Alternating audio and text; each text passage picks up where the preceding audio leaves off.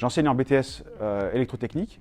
Donc le BTS électrotechnique vise à former des élèves pour qu'ils soient spécialistes de la production et du transport de l'énergie, de sa distribution, de la gestion de l'énergie et de son utilisation. Le BTS électrotechnique au lycée Paul Angevin est en alternance. Le rythme de formation, c'est 2 semaines en entreprise, 2 semaines à l'école. Le profil des élèves qu'on accueille est assez varié, lycée professionnel, lycée général, lycée technologique, mais aussi de la reconversion. Donc on peut avoir des élèves qui viennent d'autres diplômes pour refaire un diplôme un BTS électrotechnique, soit qui ont eu leur bac, qui ont travaillé en entreprise et après qui reviennent pour avoir ce BTS. Débouchés après le BTS sont assez variés. On a des élèves qui peuvent intégrer des écoles d'ingénieurs, des licences professionnelles.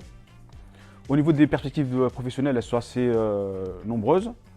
Nous avons des élèves qui sont en stage soit chez Veolia ou Suez pour tout ce qui est traitement de l'eau, soit en partenariat avec RTE et Enedis pour la distribution d'énergie.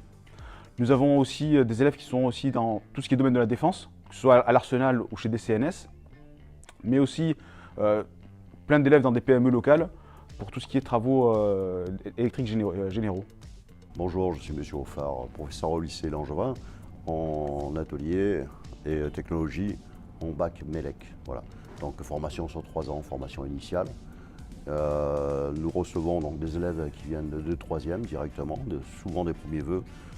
Il y a beaucoup de demandes, c'est vrai, tout simplement parce que c'est une filiale qui apporte beaucoup de débouchés. Chez nous, il n'y a pas de chômage, ça n'existe pas, celui qui veut travailler, il n'y a aucun souci. Donc nous, c'est en forme MELEC, donc c'est plus que ce qu'il y avait avant, que vous devez connaître comme électrotechnique.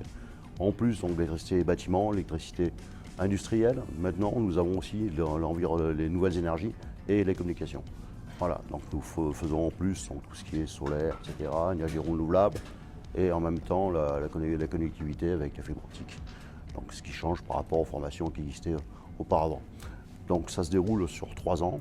Première année, vous faites essentiellement de l'électricité bâtiment. Voilà. Vous avez 6 semaines de stage.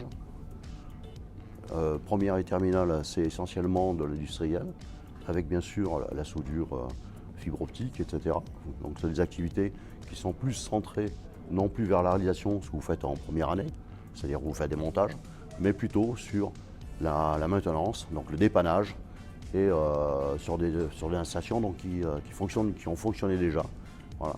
Donc c'est une activité différente et ça demande un niveau supérieur, donc disons, à ce que vous connaissez avant sur les CAP, câbleurs ou installateurs électriques. Là, ça suppose de savoir faire des plans, de savoir entrer des programmes, de faire la petite programmation, etc. Ce qui n'existe pas au niveau CAP. C'est la grande différence. Donc, vous avez ensuite la possibilité soit de faire un BTS alternance, soit un BTS aussi classique dans l'établissement. Hein. Ça existe au niveau de la domotique. Vous avez un BTS domotique. Voilà.